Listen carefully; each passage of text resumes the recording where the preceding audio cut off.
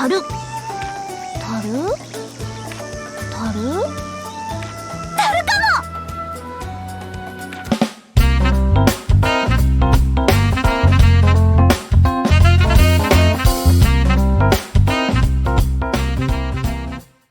Hello everybody and welcome to today's video.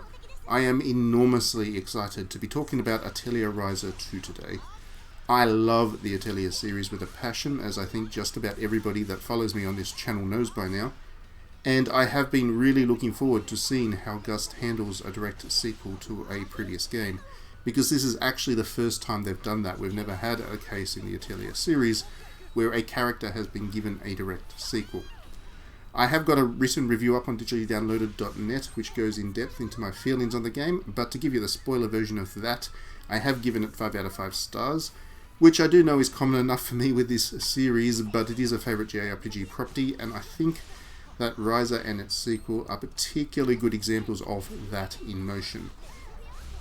Rather than do a review on this channel, since I've already written one up and I do want to encourage you to just go and read that, I thought that I would instead discuss what it is about this series that I find so appealing, why I think Ryza and its sequel are particularly good examples of the series, and where we may see things go next from here.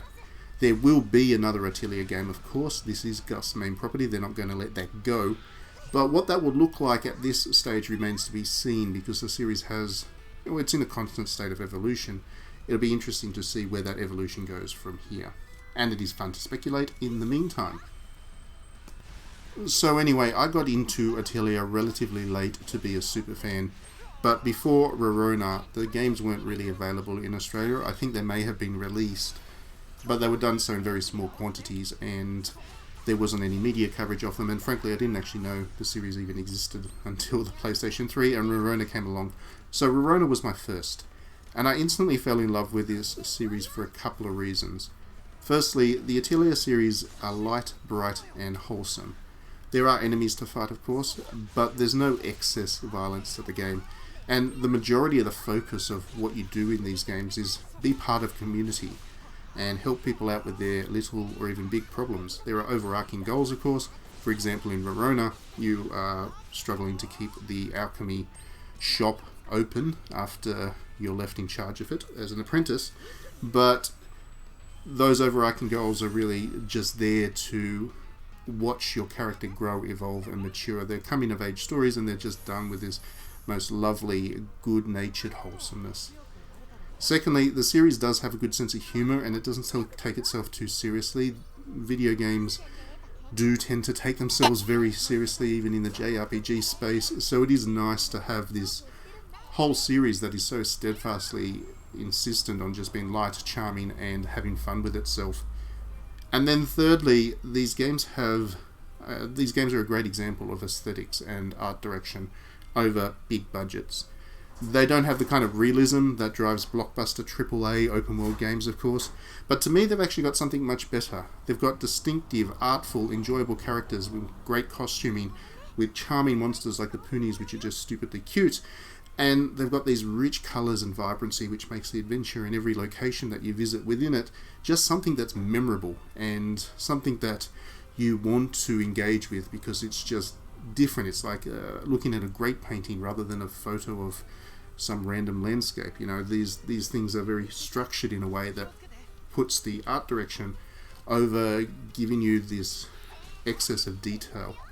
And as I've said a few times on this channel, I would much rather something be gorgeously colourful and interesting and abstract in terms of its art, rather than some kind of dour hyperrealism that puts a preference on blacks and browns and doesn't really do anything with the art other than be realism. So to me, the Atelier games have always been more visually appealing than something like, say, The Last of Us. Obviously, The Last of Us has a bigger art budget, and they've spent a lot more money and time in creating their world to look as realistic and detailed as possible, but I find that effort to be largely wasted in a lot of ways, because the Atelier games with their small budgets have always done this most amazing job of being engaging with the art. Fast forward to Ryza itself, and what I love about Ryza and its sequel is that Gust has found a way to make the series so much more accessible and engaging to a wide audience without compromising on any of those values that I mentioned before. Ryza is still light, bright and wholesome in its approach, but for example the combat is now deeply engaging, dynamic, cinematic and interesting, making it something enjoyable in its own right, where in previous Atelier games the focus really was on the overwhelming wholesomeness of the narrative, and combat was just this thing you did to make progress through the rest of the game. Ryza and its sequel are also funny and intelligently written. The full cast have very distinctive and fun personalities, and there is a real wealth of minor characters and sub-stories that have been played for laughs and represent some of the brightest moments of the game. Where the series has perhaps evolved to be a little bit more accommodating of a broad audience is that the sense of humour is not quite so otaku driven. These games are designed for a more general JRPG audience, so while they haven't compromised on the light-hearted entertainment and humour, the nature of the jokes and the puns and things has perhaps been pitched in a slightly, almost too subtle to notice, but slightly different direction. Finally, these games are still aesthetically Atelier, and still preference interesting art direction over any attempt at hyper detail or realism, but at the same time they do have bigger budgets, and Gust has really worked with that to make the most of it. So the footage that you're seeing on the screen here is from the PlayStation 4 version of Atelier Ryza 2, with the enhanced PlayStation 5 version not unlocking until later in the week, and I may stream that for you or something so you can see what it looks like in comparison. But the point here is that the game is beautifully filled with a level of vibrant design that the other games, the earlier games, just wouldn't have been able to achieve. So Gust has been steadily pushing Atelier towards being in that upper echelons of JRPGs, and with Ryza 2 I really think that they're there. In terms of presentation, it is gorgeous now. It is not just artful and not just that kind of the beautiful art direction that I talked about before. It now also has that level of polish and sheen which the mainstream really looks for. With Ryza 2 in particular, I think the thing that I find most interesting of all is that for the first time, and I mentioned this earlier in the video, for the first time this series has a direct sequel to one of the characters' story. Gust has always done trilogies in the past where characters from earlier games will pop up in later ones, but they've always had new protagonists each time. Ryza 2 is the first time that an Atelier girl has had a second game of her own, and this has had some interesting effects. When you consider that Atelier stories have always been coming of age tales, and that's where a lot of the humour and the charm and the personality of these games come from, the fact that Ryza 2 has a protagonist that has already come of age has allowed Gust to tell a different kind of story this time around.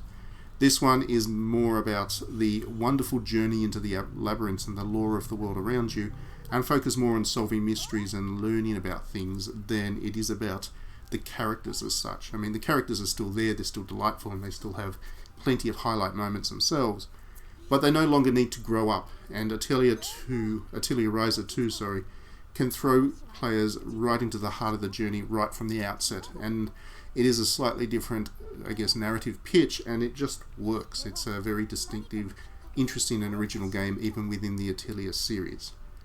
And that kind of brings me to another thing that I do love about Atelier.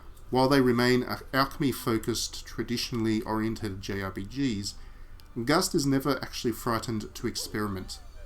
Whether it's giving a character a sequel even when that results in an entirely different narrative experience, or it's in overhauling the alchemy systems entirely to give players something new, even those that quite enjoyed what was done previously, Gust will never be left wondering in what they're doing with this series. And that means that even with the rate in which the Atelier games are released, and remember just 2 years ago Gust released 3 Atelier games in a single year, even at that rate, each one can feel distinctive, different, and very much its own thing.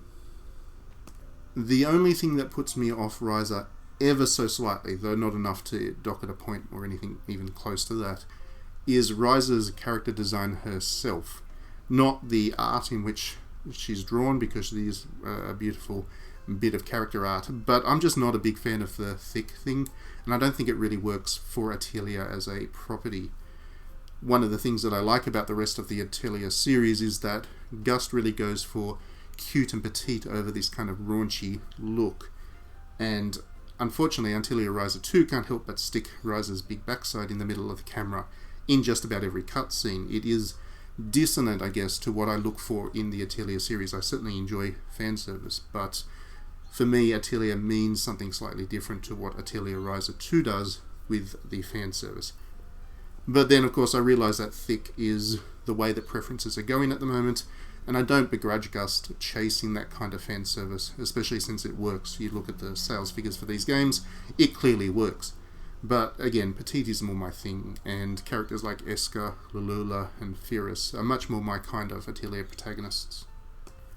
So it will be interesting to see where the series goes from here, because once again, we don't really know what's next for Atelier, although we know it's coming. Atelier Ryza 2 was apparently successful in Japan, it seems, so fingers crossed that it is a hit out here as well. If it is, Gust will likely try to continue in this vein for that next Atelier, though I would be surprised if they try an Atelier Ryza 3.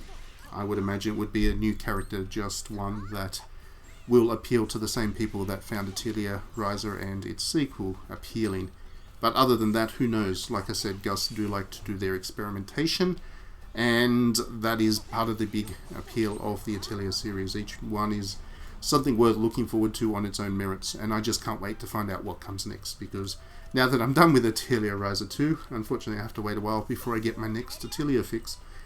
Anyway, that is enough for this video. Do let me know what you think of Atelier Ryza and its sequel when you played it in the comments. I'd be interested to hear your thoughts, and if you are a fan of Atelier in general, let's chat, let's talk about which ones are your favourite and whatever. Thanks as always for watching.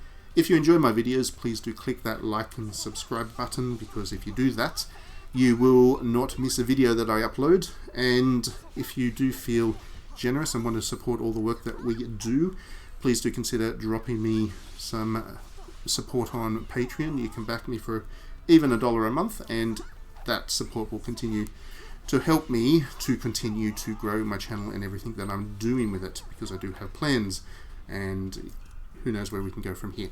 Anyway, thanks very much for watching again. Hope you have a good week. Enjoy Atelier if you're playing it. We've got a lot more JRPG coverage coming very soon as well.